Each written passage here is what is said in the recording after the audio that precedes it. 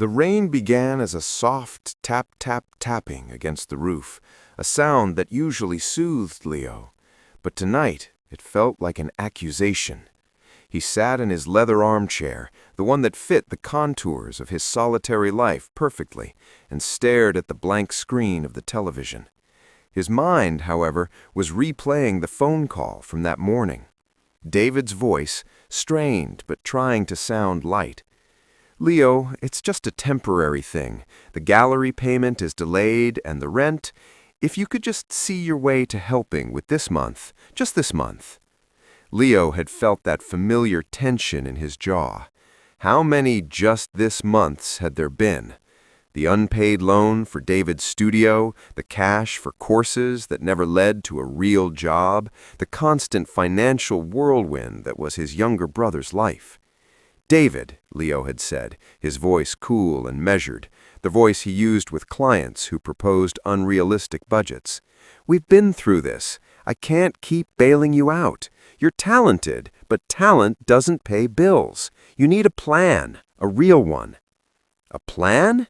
David's laugh was hollow. "I have a plan. It's called selling my paintings. But I need to be in the apartment to paint them, Leo. I'm about to be out on the street." The old frustration had bubbled up in Leo, the irresponsible artist always expecting the world to bend to his vision. "You chose this life," Leo said, the words sharpening. "You chose passion over practicality, and now you have to live with that choice. I can't keep fixing it for you." There was a long silence on the other end, filled only with the sound of David's shaky breath. "So that's it? Your final answer?" "It has to be," Leo said, hardening his heart against the guilt. "You need to learn to stand on your own." Another pause. Then David's voice, small and defeated. Okay, Leo, I hear you." The call ended. Leo had sent a follow-up text, colder in its precision. "You made your choices, David. You deal with it." He hadn't received a reply. And now, as the rain thickened, a nagging worry had begun to gnaw at him. Where would David go? He had few friends, most as transient as he was. Their parents were gone. Leo was, for all their differences, his only family. The tap-tap turned into a steady drumming. Then a low rumble of thunder echoed in the distance, and the sky lit up for a split second. The storm was here in earnest. Leo got up and walked to the large window overlooking his manicured backyard. The wind was whipping the trees, and the rain fell in sheets, obscuring the world beyond the glass. A sudden, brilliant fork of lightning split the sky, followed almost instantly by a colossal crack of thunder that shook the very walls of the house. And then all the lights went out. The hum of the refrigerator ceased. The digital clock on the stove went dark. Leo was plunged into a deep, roaring blackness, broken only by the frantic flashes of lightning. He fumbled for a flashlight in a kitchen drawer, its beam cutting a narrow path through the unfamiliar dark. A transformer must have been hit, he thought, moving to the front window to look down the street. Total blackness. The entire neighborhood was powerless. As he stood there, the beam of his flashlight caught something, a faint bobbing light coming up his driveway. A figure, hunched against the rain, was struggling toward his porch. Leo's heart jumped. Who would be out in this? He went to the front door and pulled it open, the wind immediately driving a spray of cold rain into the hallway. The figure on his porch steps flinched in the beam of the flashlight. It was a man, soaked to the skin, shivering violently, carrying a small, battered duffel bag. And it was David. He looked like a ghost of himself. His clothes were plastered to his thin frame, his hair dripping into his eyes. He wasn't wearing a proper coat. In the stark white beam, his face was pale, etched with exhaustion, and something deeper, a profound, vulnerable despair. For a long moment, the two brothers just stared at each other, the storm screaming around them. All of Leo's practiced speeches, his justifications, his frustration, evaporated into the wet, charged air. This wasn't the dramatic, irresponsible artist. This was just his little brother, cold, scared, and utterly broken. "David!" Leo finally breathed, the word barely audible over the wind. David didn't meet his eyes. He looked down at his waterlogged shoes, his shoulders shaking from more than just the cold. "The landlord," he stammered, his teeth chattering. "He didn't wait. Changed the locks this afternoon. I had nowhere. The storm—" He didn't finish. He didn't have to. The duffel bag at his feet, containing everything he'd managed to grab, said it all. Leo's carefully constructed world of principles and tough love crumbled in an instant. The reality of his choice to leave his own flesh and blood to deal with it stood before him, shivering on his doorstep. This wasn't a lesson. This was a catastrophe. "Get in here," Leo said, his voice thick.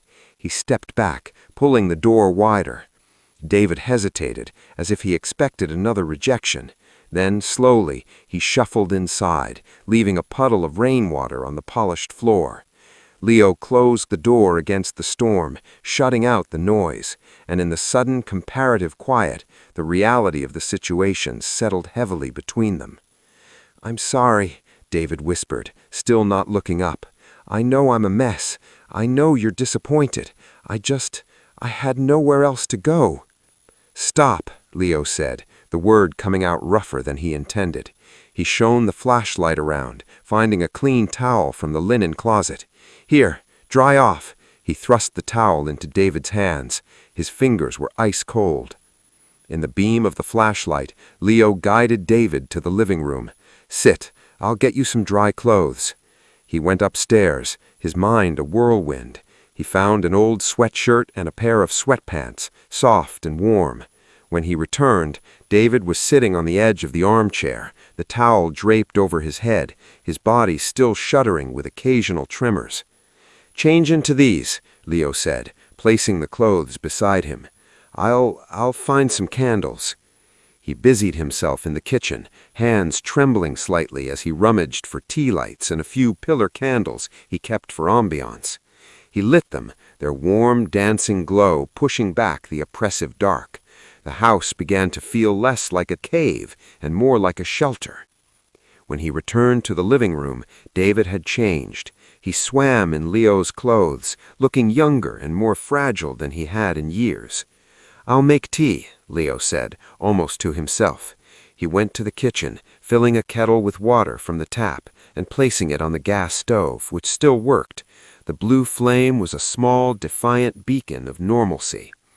As he waited for the water to boil, he leaned against the counter, listening to the relentless storm and the profound silence from his living room. He had been so right, and yet he had been so wrong. He had wanted David to be responsible, to be an adult, but adulthood wasn't about never falling. It was about having someone to help you back up. He had denied his brother help, and the universe, in the form of a howling storm, had delivered him to his door anyway. Not to shame him, Leo realized with a jolt, but to give him a second chance. He carried 2 steaming mugs of tea into the living room. David took his with a quiet thanks, cradling the warmth in his hands. They sat in the candlelight light, the shadows dancing on the walls, the storm their only soundtrack. "Take a deep breath," Leo said, and mine was wrong. David looked up, surprised, his eyes glistening in the candlelight. "I was wrong to send that text," Leo continued, his voice low. "I was wrong to think that abandoning you was the same as teaching you a lesson. You're my brother. My job isn't to judge your choices, it's to be there, especially when those choices lead you into a storm." Leo looked around the dark, candlelit room, literally. A single tear traced a path down David's cheek. He wiped it away quickly. "I'm not good at the things you're good at, Leo. The plans, the numbers, it all feels like a cage to me. My soul just doesn't work that way." "I know," Leo said, and for the first time he felt he truly did. "And I've spent so much time being frustrated by that, I forgot to appreciate what it does do. I have the only original David Hartley painting in existence, you know? The one you gave me for my birthday 5 years ago? The one of the old oak tree by the lake where we used to fish with Dad? David's eyes widened. You kept that? It's in my study, Leo said. It's the most beautiful thing in this whole house. It's not a hobby, David. It's a gift. I was just too blind or too proud to see that my brother's gift needed a different kind of support. The wind howled outside, but inside, a different kind of tempest was settling. The storm of resentment, of misunderstanding, was passing. You can stay here, Leo said, the offer simple and clear. As long as you need, not on the couch, the guest room. We'll figure out the rest tomorrow, not as a loan, not as a debt, just as your brother. David put his mug down, his face crumpling. He didn't say anything. He didn't need to. The raw gratitude and relief that washed over his features said more